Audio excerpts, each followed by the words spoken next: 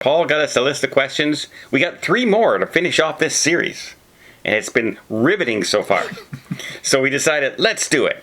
Let's do it. Marcus, what? I know, we don't care. Mark's input is very limited this weekend. So feel free to comment on what you think Mark is doing right now. What do you think makes a good movie villain? I wrote it down because I wanted to specifically okay. I think a good movie villain, first of all, has a goal, a logical goal. And I like the villains that are calm, thoughtful, methodical. But can reach a boiling point. Like they're still human. You know what I mean? Like a perfect example is Hans Gruber. Because he gets into trouble and he thinks his way out of it right away. Like when he's caught by John McClane, he doesn't get all, oh, you better give up, blah blah blah. He pretends he's one of the captives and he fools him and he thinks he's going to see. And it's methodical, thoughtful, villainous. He's not afraid to kill somebody. He kills two people in it, but he doesn't do it in a really over the top way, or a non-thinking way. You know what I mean? Sometimes you'll see a villain kill one of his own guys because, the hero stopped him with a machine gun. The other guy had a knife. And, how come you didn't kill him? Well, and then he shoots him and kills him just to show how evil he is. I hate movies no. I like those guys who, can go over the top, but take a long time to get there until they get so frustrated. Those kind of guys. I'm with you on the calm, cool, collected. Like, we just saw Guardians of the Galaxy. Yeah. And the villain in that seemed like he was calm, cool, and collected. And then he has these weird moments of manic weirdness. Yeah, and just out of the blue. Yeah. That didn't even fit with the story. No. But like you take Darth Vader or you take Thanos, and they're alpha. They don't have to overreact to anything. Yeah. It's just they're strong, and you're looking at them, and like Silence of the Lambs. He's in his prison cell, and he's calm, cool, collected, and he's got some smarts inside of him. It doesn't have to be craziness. No. And you said they have this goal in mind. That's right. And a goal that makes sense. Yeah. And the part that I like about that, like with Thanos, is like you can make an argument for his for why he's doing the way he's doing it. Lots of people are saying that on Earth right now because we have too many people to feed, and the water and the pollution. If we had half the population right now, we wouldn't have those problems. And then you go with, say, Darth Vader. Okay, very, very generic villain, dressed in black. Okay, but there's this sense that you can reason with him. Yeah. Because he's not just evil. No. He's a person doing stuff for a reason. It makes sense to him, and as long as somebody could try to get through it to him, like, the possibilities are endless. Yeah. And a very easy example of that is when he comes off and they're talking about getting the Death Star ready, and he says, well, we don't know if we're going to have it ready. He says, well, you don't want to displease the Emperor. And that's all he says. You don't want to displease the Emperor. We will double our efforts. Like, he can be menacing without having to prove it all. He doesn't choke everybody every single time. He can use his intimidation, which I love. Okay. We're pretty close on that one. Mm-hmm. Have you ever seen a movie that made you think deeply about life? Yes, I'll let you go first on this one. Okay, well, without giving away my politics too much, The Matrix, even back then, it made me think the way the Matrix plot happened.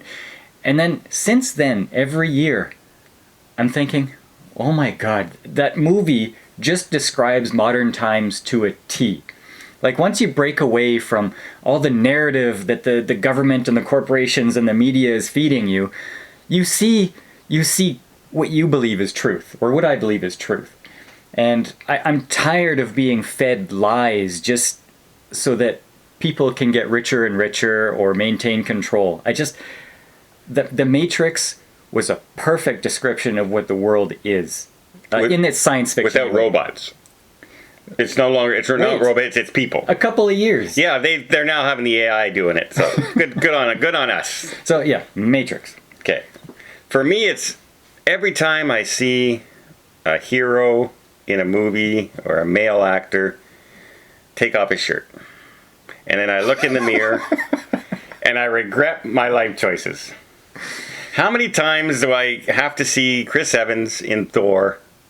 No, not Chris Evans. Captain America? Or either one. Chris Hemsworth. Captain America, but Chris Hemsworth. Take off his shirt. And in fact, Chris Hemsworth was in the first Thor movie. The director went, do you mind if you take off your shirt for this movie? And he says, it took me 8 months to get this body. Of course I'm taking off my shirt. And I look at that and I go, I could have done that.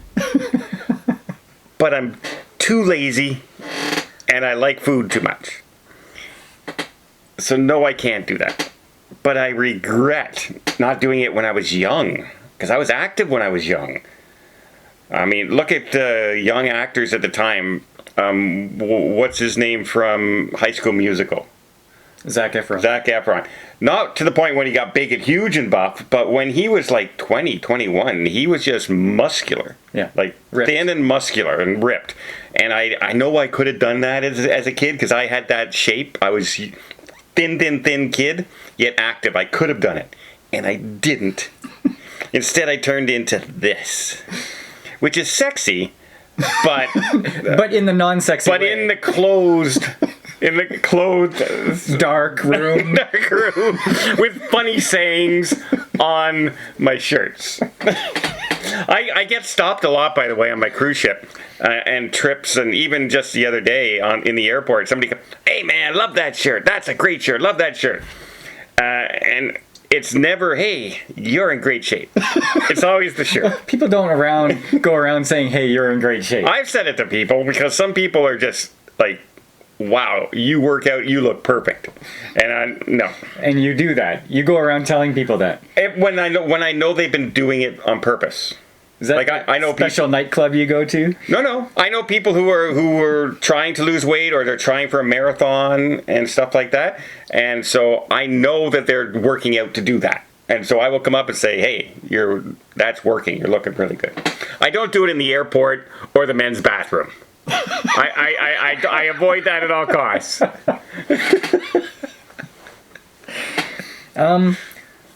I'm not going to say the best movie quote, but a notable movie quote. There's so many. There are so many, but what one? But ones that I think are used more often in everyday life, say, that people might use. I'll be back. I hear people say that all the time, right? Go ahead, make my day. That's a great, like the perfect line in a standoff. Okay. Right? Repeat it all the time. And of course, in everyday situation, when something's going wrong, Houston, we have a problem. Okay. Yeah. So these are very relatable. Usable. I hear people say those and make that smirk because they're referencing the movie all the time. Okay. Mine isn't what I think is the greatest movie quote of all time or usable or anything like that. But when it happened in the movie, it was just so impactful. And that was, "You can't handle the truth." When Nicholson says that, it was epic. It made the entire movie. Although it's not my favorite, it was just, at that moment, it was perfect. Well, if you a lot of women out there might say for them that movement was "You had me at hello." Yeah. From Jerry Maguire. And, I never really got that because, like, it worked. Oh, yeah. It definitely worked. Absolutely.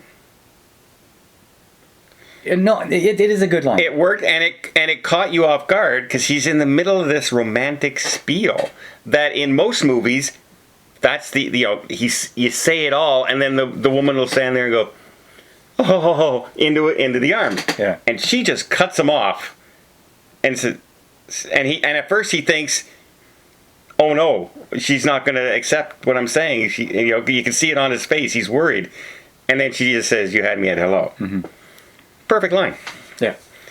Tom Cruise probably has a million lines that I could insert here, but Yeah. okay, one more. I didn't have this on my list, so it's a surprise question. Ooh, surprise question. I'm good at those. What movie actually impacted your life? There was direct actions you took in your life because of a movie.